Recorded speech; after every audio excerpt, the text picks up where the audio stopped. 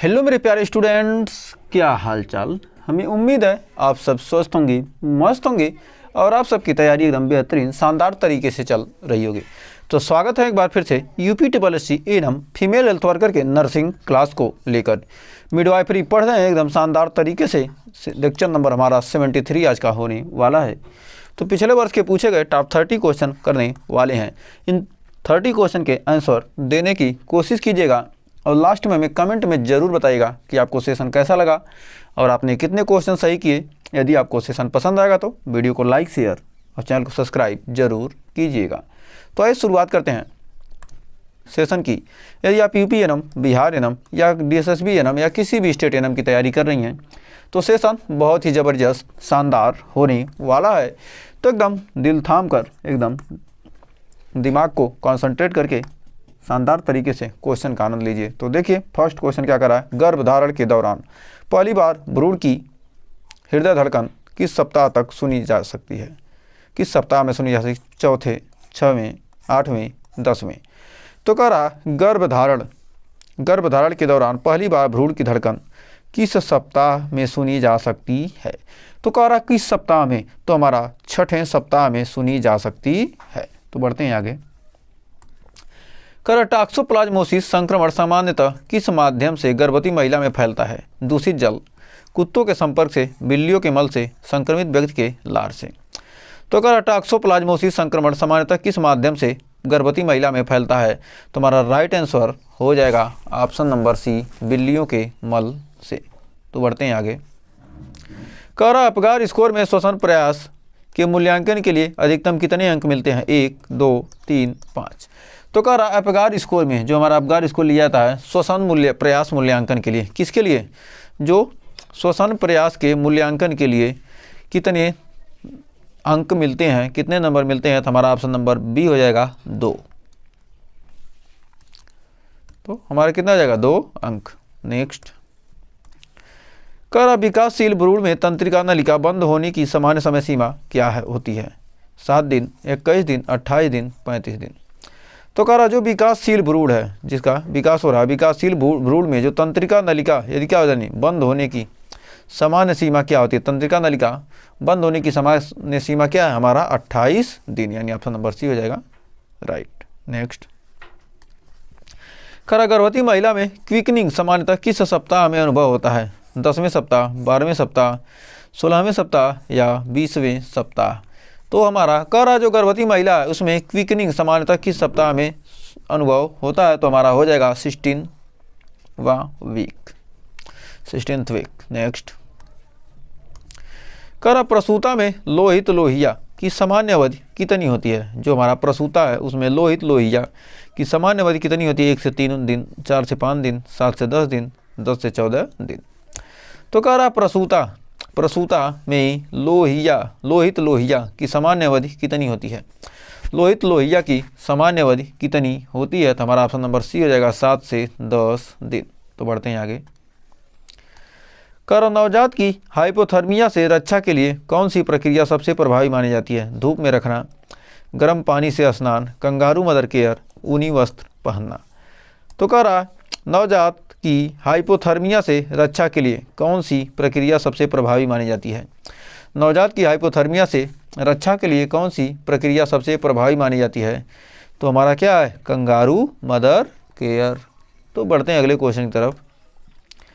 कर निम्न में से कौन सा गर्भावस्था का सबसे प्रारंभिक हार्मोनल सूचक होता है? Progesterone, FSH, LH, HCG। तो कह रहा निम्न में कौन सा गर्भावस्था का सबसे प्रारंभिक हार्मोनल सूचक होता है? तो गर्भावस्था का प्रारंभिक हार्मोनल सूचक कौन सा होता है? तो हमारा ऑप्शन नंबर डी हो जाएगा HCG। तो बढ़ते हैं आगे। कह रहा अगला क्वेश्चन कि नवजात में इम्यूनोग्लोबुलिन कौन सा प्लेसेंटा के माध्यम से पास होता है? IgA, IgG, IgM, IgE।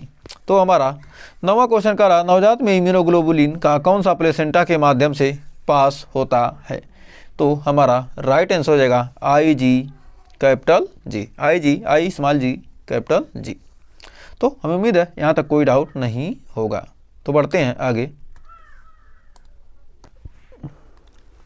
कह रहा नवजात के लिए पहला टीका कौन सा लगाया जाता है? नवजात को पहला टीका कौन सा? डीपीटी, ओपीवी या बीसीजी या हेपेटाइटिस बी? तो नवजात को पहला टीका कौन सा टीका? फर्स्ट टीका कौन सा लगाया जाता है? तो फर्स्ट टीका नवजात को लगाया जाता है बीसीजी। बीसीजी हमारा राइट आंसर हो जाएगा। ये ऑप्शन आपका एक्यूरेट है, इसको टेंशन लेने की ज़रूरत नहीं है कि दूसरा हो सकता है, लेकिन क्या राइट आंसर यही आपका है, तो टेंशन मत लीजिएगा इस क्वेश्चन के लिए।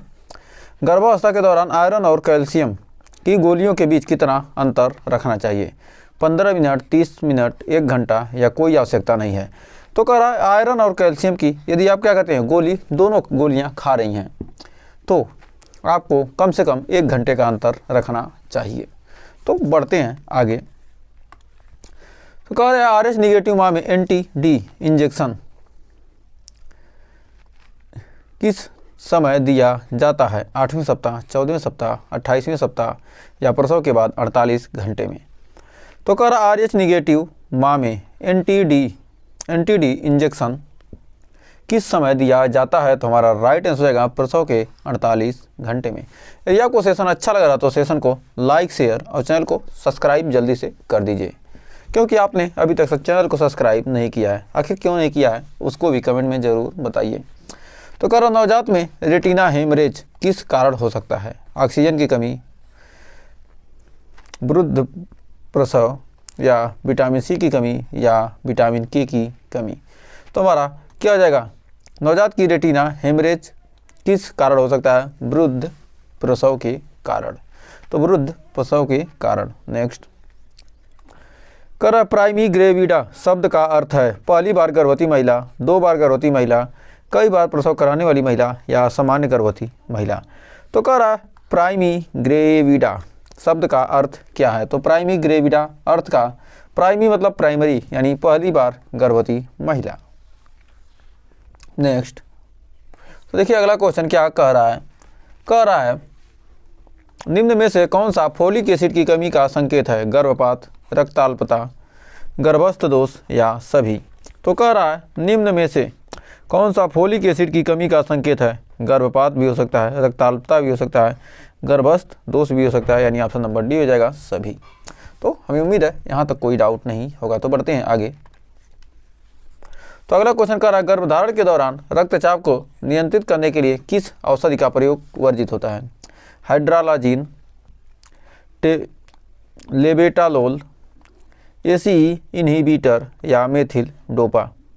तो कह रहा गर्भधारण के दौरान रक्तचाप को नियंत्रित करने के लिए किस औषधि का प्रयोग वर्जित होता है? तो हमारा 16 का राइट आंसर हो जाएगा हमारा ऑप्शन नंबर सी हो जाएगा ACE inhibitor. ACE inhibitor. Next molar pregnancy में निम्न में से क्या विशेषता पाई जाती है? भ्रूण दिखाई देता है, प्लेसेंटा सामान्य होता है, हाइड्रापिक विली होते हैं या भ्रूण का विकास तीव्र होता है? तो मोलर प्रेगनेंसी में निम्न में से क्या विशेषता पाई जाती है? तो मोलर प्रेगनेंसी में निम्न में से विशेषता पाई जाती है हाइड्रापिक विली होते हैं। हाइड्रापिक विली होते हैं। नेक्स्ट नवजात के शरीर का सबसे बड़ा अंग कौन सा होता है? यकृत, त्वचा, मस्तिष्क, फेफड़े? तो नवजात के शरीर का सबसे बड़ा अंग कौन सा होता है? तो नवजात के शरीर का सबसे बड़ा अंग होता है क्या? त्वचा। ऑप्शन नंबर बी हो जाएगा सही। नेक्स्ट बर्थ एजफिक्सेशन का सबसे पहला संकेत होता है दिल की धड़कन धीमी होना, रक्त नीला होना, सांस न लेना, हाथ पैर का ठंडा होना? तो बर्थ एजफिक्सेशन का सबसे पहला संकेत क्या होता है? तो हमारा राइट आंसर हो जाएगा ऑप्शन नंबर सी सांस न लेना। तो बढ़ते हैं आगे। गर्भवती महिला में टिटनस टॉक्साइड टीका की पहली खुराक कब दी जाती है?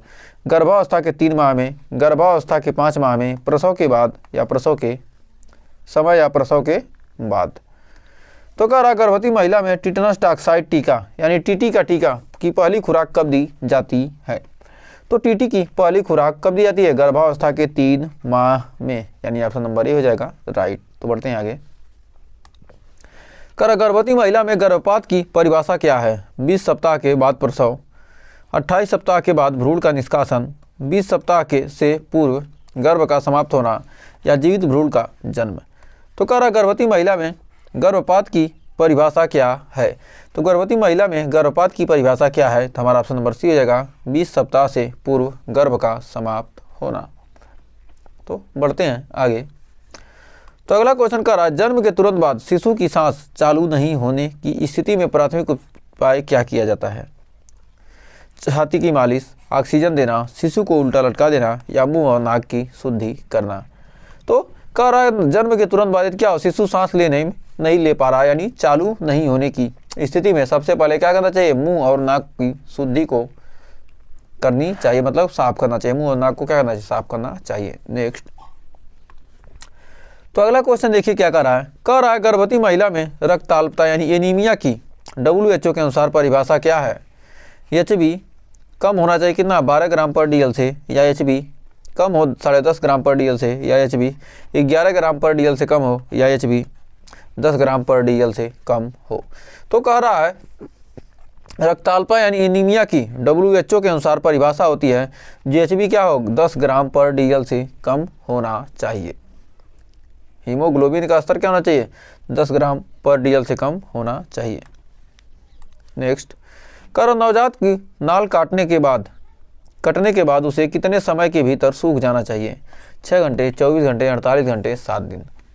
तो कह रहा है नवजात की नाल कटने के बाद वह कितने समय में सूख जाना चाहिए, 7 दिन के में क्या जाना चाहिए, कम से कम सूख जाना चाहिए। तो बढ़ते हैं आगे।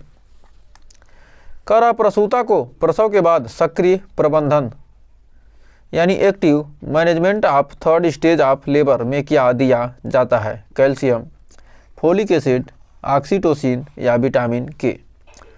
तो कह रहा प्रसूता को प्रसव के बाद सक्रिय प्रबंधन, प्रसव के बाद सक्रिय प्रबंधन यानी active management of 3rd stage of labour में क्या दिया जाता है। तो हमारा 25 का राइट आंसर होगा ऑप्शन नंबर सी, ऑक्सीटोसिन। तो हमारा ऑप्शन नंबर सी हो जाएगा ऑक्सीटोसिन। बढ़ते हैं आगे। कह रहा क्लोएक्स ब्लीच का उपयोग प्रसव उपरांत रक्तस्राव साफ करने के लिए किस अनुपात में होता है, 1:2, 1:4, 1:10 या 1:20। तो कह रहा क्लोएक्स ब्लीच का उपयोग प्रसव उपरांत रक्तस्राव साफ करने के लिए किस अनुपात में होता है। तो हमारा 1:10 के अनुपात में होता है। तो बढ़ते हैं 27वें क्वेश्चन की तरफ। तो कह रहा गर्भावस्था के दौरान पल्स रेट सामान्य में से कितना बढ़ सकता है, 2 से 3 बीट पर मिनट, 10 से 15 बीट पर मिनट, 20 से 25 बीट पर मिनट या कोई परिवर्तन नहीं होता है। तो गर्भावस्था के दौरान पल्स रेट सामान्य से कितना बढ़ सकता है। तो गर्भावस्था के दौरान पल्स रेट सामान्य से कितना बढ़ सकता है, तो हमारा ऑप्शन नंबर बी हो जाएगा 10 से 15 बीट पर मिनट। तो बढ़ते हैं आगे। गर्भावस्था में लाइनिया निग्रा किस प्रकार का परिवर्तन है, हार्मोनल, त्वचा संबंधी संक्रमण, मांसपेशी या पोषण संबंधी। तो गर्भावस्था में लाइनिया निग्रा किस प्रकार का परिवर्तन है। तो गर्भावस्था में लाइनिया निग्रा किस प्रकार का परिवर्तन है, तो हमारा ऑप्शन नंबर ए हो जाएगा हार्मोनल। तो बढ़ते हैं आगे। तो देखिए 29वां क्वेश्चन हमारा क्या कह रहा, श्रोण स्टेशन 0 का अर्थ प्रसव में क्या होता है। शिशु श्रोण में प्रवेश नहीं कर पाया, सिर श्रोण की मध्य रेखा पर है, सिर पूरी तरह बाहर आ गया है, सिर ऊपर की ओर खिसका है। तो कह रहा स्टेशन 0 का अर्थ प्रसव में क्या होता है। तो स्टेशन 0 का अर्थ प्रसव में होता है सिर श्रोणी में क्या है हमारा सिर श्रोणी की मध्य रेखा पर, यानी ऑप्शन नंबर बी हो जाएगा राइट। तो स्टेशन 0 का अर्थ है सिर श्रोणी की मध्य रेखा पर है। तो हमें उम्मीद है 29 क्वेश्चन आपको क्लियर हो गया होगा। तो बढ़ते हैं आज के लास्ट क्वेश्चन की तरफ। तो देखिए लास्ट क्वेश्चन का नवजात की आंखों में संक्रमण की रोकथाम के लिए कौन सी औषधि डाली जाती है, टेट्रासाइक्लिन, एमॉक्सिसिलिन या क्लोराम्फेनिकोल या बोरिक एसिड। तो कह रहा है कि नवजात की आंखों में संक्रमण की रोकथाम के लिए हमारा ऑप्शन नंबर ए हो जाएगा टेट्रासाइक्लिन औषधि डाली जाती है। तो हमें उम्मीद है ये 30 क्वेश्चन आपको अच्छे से क्लियर हो गए होंगे। तो 30 में आपने कितने क्वेश्चन सही किए हमें कमेंट में ज़रूर बताइएगा। सेशन अच्छा लगा तो सेशन को लाइक, शेयर और चैनल को अभी तक सब्सक्राइब नहीं किया तो सब्सक्राइब ज़रूर कर दीजिएगा। तो आज के लिए बस इतना ही, मिलते हैं नेक्स्ट वीडियो में कुछ और क्वेश्चन के साथ, कुछ और टॉपिक के साथ। तब तक के लिए टेक केयर।